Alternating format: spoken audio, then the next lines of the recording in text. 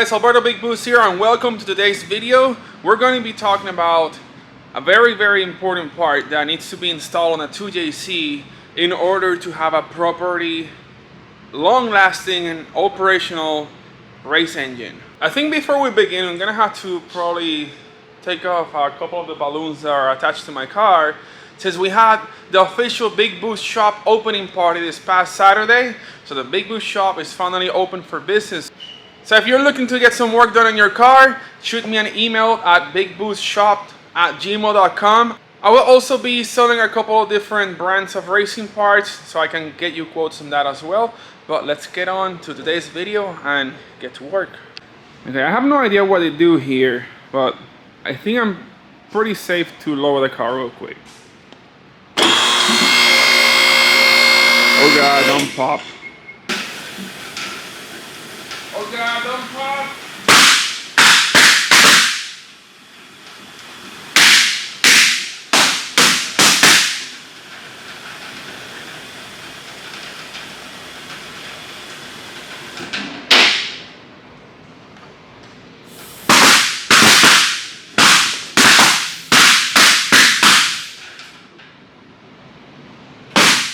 This is almost like Fruit Ninja. Wait! Come back!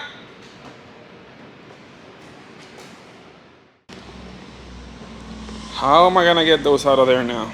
I think this is gonna be like Fruit Ninja.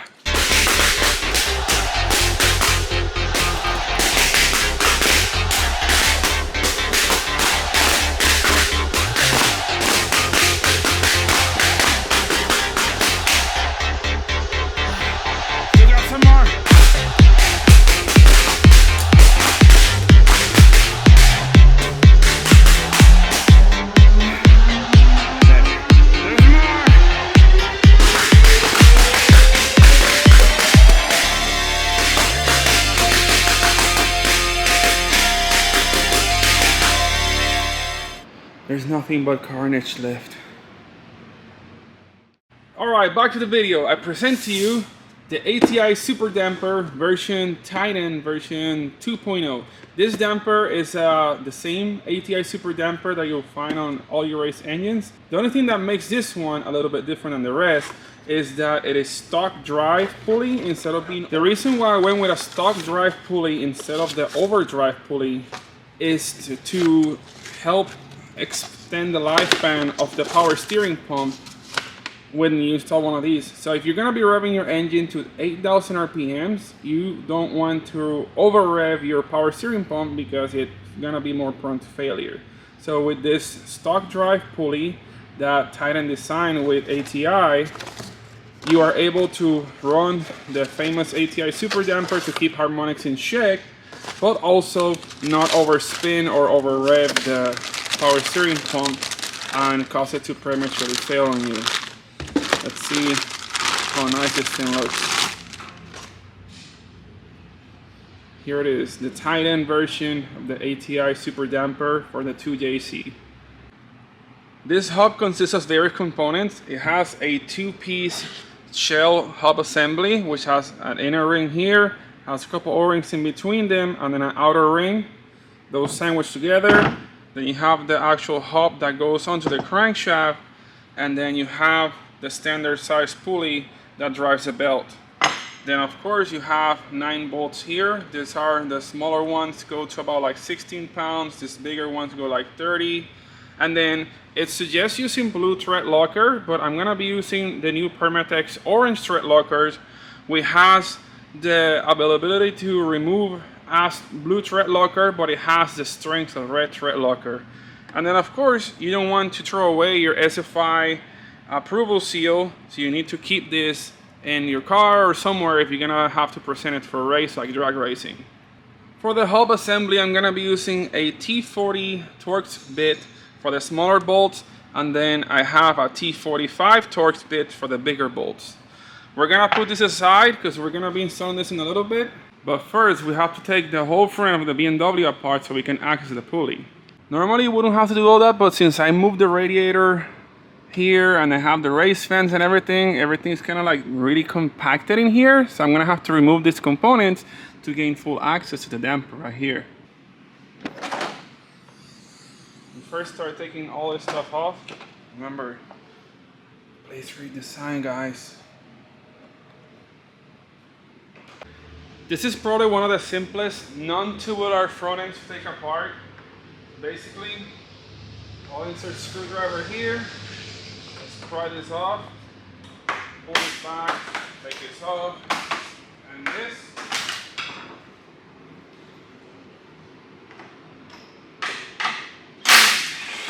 Bolt here, and another one over here. Bumper comes off. Headlights very easy, just 8mm bolts. I think it's like 3 on each side, and that's it. Or there's 2 on this one.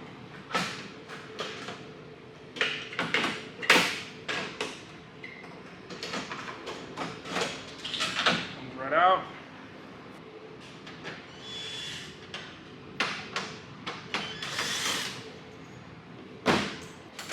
Same thing with this one. Now the hood latch is T30 torque. There's supposed to be 3 of them on each side, but I have one that have the treatment, so I only have 2 on this one side.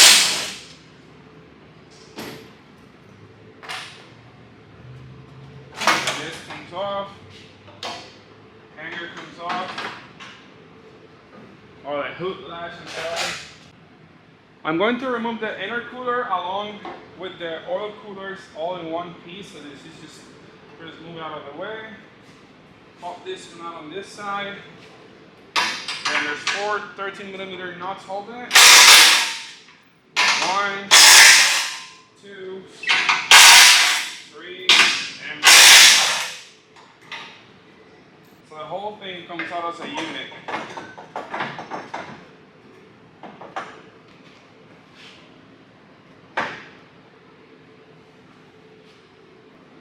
Guess it doesn't come out as a unit. I have to take the intercooler off separately.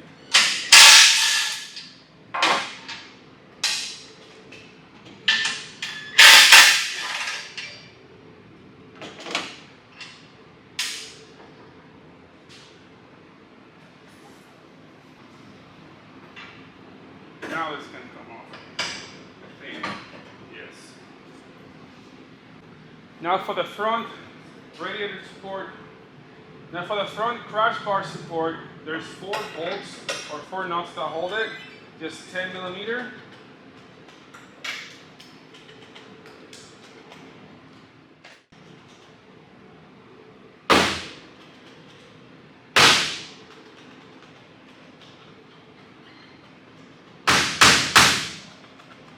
Oh my God. 1, 2.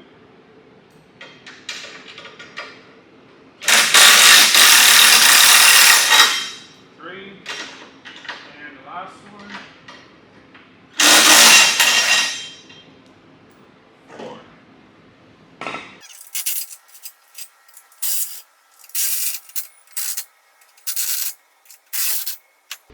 Now there are 2 Torx bolts that hold the radiator support to the fender. That's going to be a T30 Torx. We just take those 2 bolts off, and we'll be able to remove the entire radiator support at once.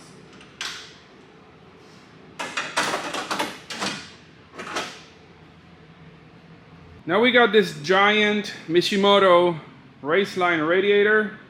So this is the bigger triple core radiator that they offer for the E36.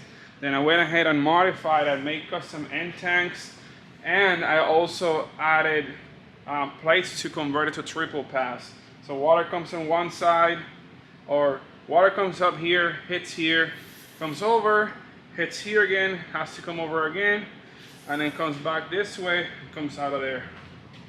I've also modified the mounting points. I made this custom bracket. At first I did this here, but then it was too close to the engine, so I had to just redrill a hole next to it instead of making a whole bracket to move it over more to gain additional clearance between the fans and the pulleys.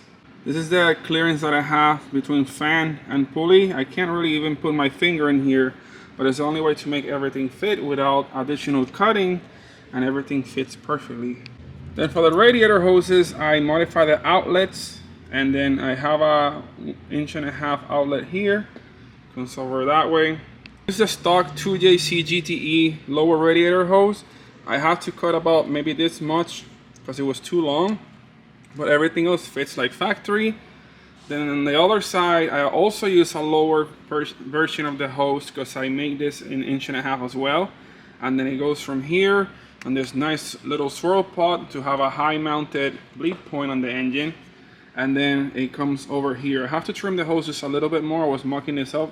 It's kind of like wrinkled, but if I take a little bit off, it will be nice and straight. Put one 12mm bolt on each side, and that's all it takes to remove the radiator.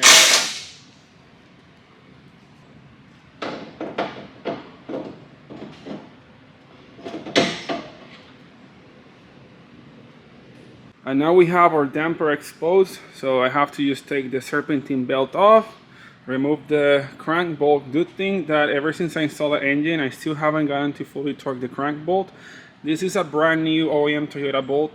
I really recommend replacing your bolt and using a fresh new one every time you replace the damper pulley. Like in this case, I was reusing the stock one, so I went with a fresh rebuild, so I put a new bolt, and then now I'm gonna use a new bolt on the ATI pulley.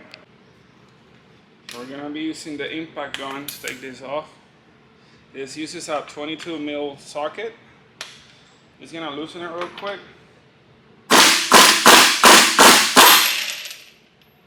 And now we're gonna use a 14mm socket. We're gonna tighten this so it lets go. And then we can remove our belt. I am using the Gates Fleet Runner belt. Yes, I chose to use a green belt. I always admired this cool green belts at FD. I always wanted one, so I found the cross-reference part number of the belt that I needed, which is this one right here. There's a K060739 HD. The HD stands for the heavy duty, and this is a Fleet Runner belt that is designed to run many miles and abuse on your belt without it going bad. Now we can take this bolt off. Then there's one thing I learned about 2JC crank pulleys. Either it comes off with your hands or it's gonna have to come off with a tool. It has two holes right here that are to put a tool that's like a puller. So let's see if it comes off with my hand, and it does, yes. It saves all that hard work. So you can see here, it has one bolt hole here and here. Then you have a puller, and then it presses against the bolt and it pulls the crank pulley without damaging anything. So don't try to pry on the side here or here because you're gonna break stuff. And there's a rubber outer ring that holds like the weight of this to the pulley. That's what makes the harmonic stuff. So this stuff comes apart pretty easily. You can see like some of the rubber thing here. So everything is black, so it's kind of hard to tell. So you have the center part is basically a hub. The outer part is just held up by this rubber, and then when that gives apart, the whole thing comes flying off your car. So you don't want that because you'll destroy a lot of things on the way. It's so nice to see a fresh 2JC. I put almost everything brand new on this engine, including the front cover. So you have fresh lettering, fresh oil pump, fresh bolts, fresh parts everywhere. So pleasant to see that. Here's another look at my custom radiator filler neck. I'll be talking more about this in the next video. I'll also be talking about everything else that I did fabrication wise that was not filmed yet. Now going back to the damper pulley, you can see here the difference of the multi-piece damper pulley from ATI and then the stock one, which we're not gonna be using anymore. I'll probably throw this in the garbage. I won't even like give this to nobody. I'm heating up the hub to facilitate the installation onto the crankshaft. This is a very tight tolerance. If you heat this up, it will expand a little bit and it will facilitate the installation rather than just trying to wedge it in there really hard. Now I can slide this over. Oh. I have to use a rack for this, it's pretty hot. Then I'm going to slide the front part on. Make sure to get your TDC right. So I have the keyways right here. TDC is right over here. Same as the factory one. The keyway's here. TDC, it's right over here, right next to it. Okay, I got all these 3 bolts hand tight, at least to keep everything together. Now let's take it over to the engine. Hopefully after heating this up, it's a little bit easier to slide it in place. Find the keyway.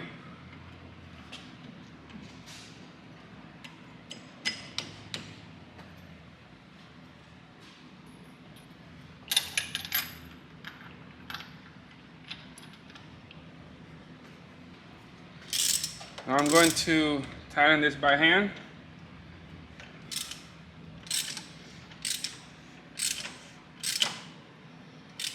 If only I could get the car into gear.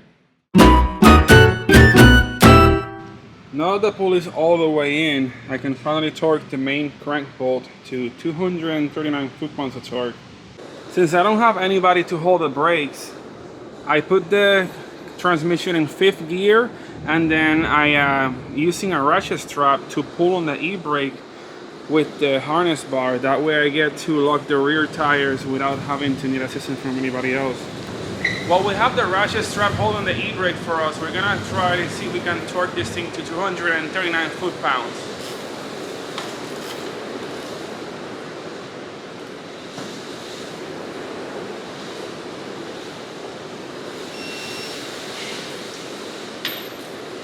Well, I guess I did 241, so that means it's gonna blow up now. Sorry guys, I overtimed it by 2 pounds.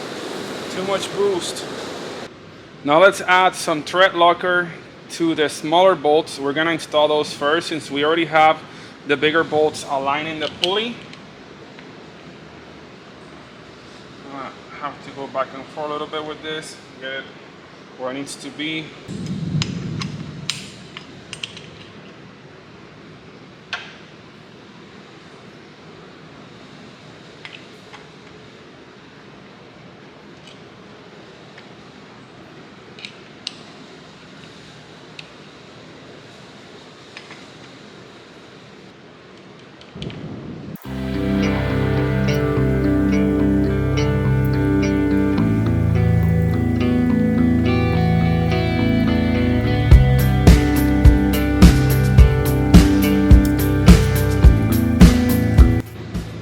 Now we're gonna put some thread locker on the bigger bolts as well. This one goes through the front pulley all the way to the back pulley back here, or from the damper part to the actual pulley.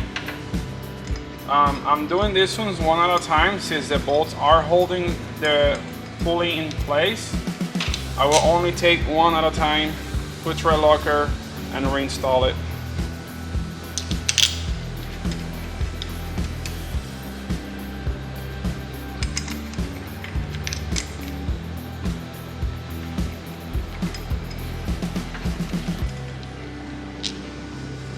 Last bolt.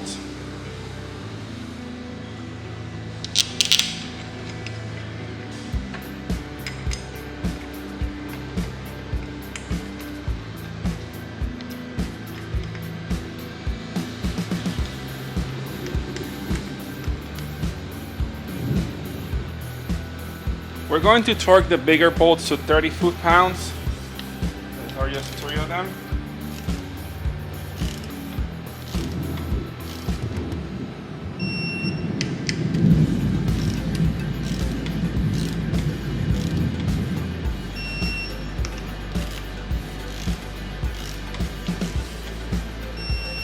Okay, now we're going to tighten the smaller bolts to 18 foot-pounds of torque.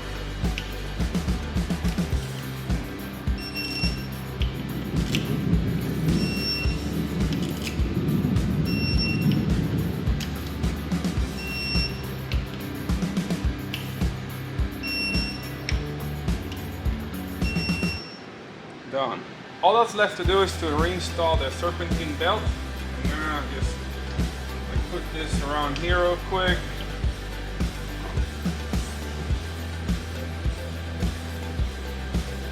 Then I'm gonna use a 14 mil around this.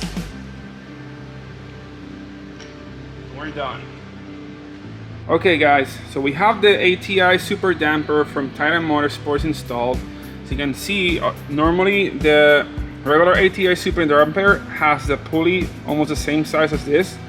This one is a stock size, yet it still has the harmonics of the regular ATI super damper. So that's what's really cool about this, is that you're able to spin the rest of the components at the same speed or RPM as a stock pulley. If you have an oversized pulley, that means you're gonna spin everything else at a higher RPM than stock. So let's say you have a 8,000 RPM limit, and then your power steering pump doesn't like very high RPMs, you're gonna overspin the power steering pump more than stock, and it's gonna wear out even quicker. Now you have a higher horsepower engine and you retain the stock diameter crank pulley, you're gonna spin the power steering pump, which is the most sensitive component right here, at its normal operating RPM. If you're using an oversized crank pulley, the only benefits from that will be towards idle. The water pump will definitely be flowing a little bit more water, and the alternator will be spinning a little bit faster, which will provide a better charge at idle as well. Other than that, there's no really benefit of having an overdrive pulley, because then the power steering pump is going to suffer at higher RPMs. If you are into the drifting world, watch FD, grassroots event, prom, whatever, or even experience it yourself, the power steering pumps is the most common failure on drift cars, is the most strained part. So by putting a standard size pulley instead of an oversized pulley, it kind of like saves your power steering pump a little bit better. So since I am planning to rev this engine to 8,000 or maybe 8,500 RPMs, I want to make sure to stay on the safe zone with that.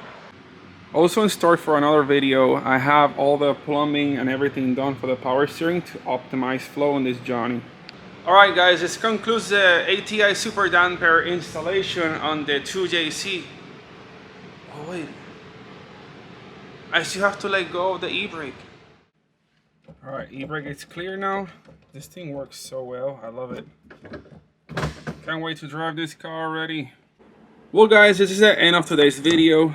Now I have a really cool video for you guys tomorrow, and that's a video with Mr. Chase. He did this amazing mural on my shop, and I want to show you guys the complete process of what it took to make that mural happen. Stay tuned for the next video. I'll see you guys next time.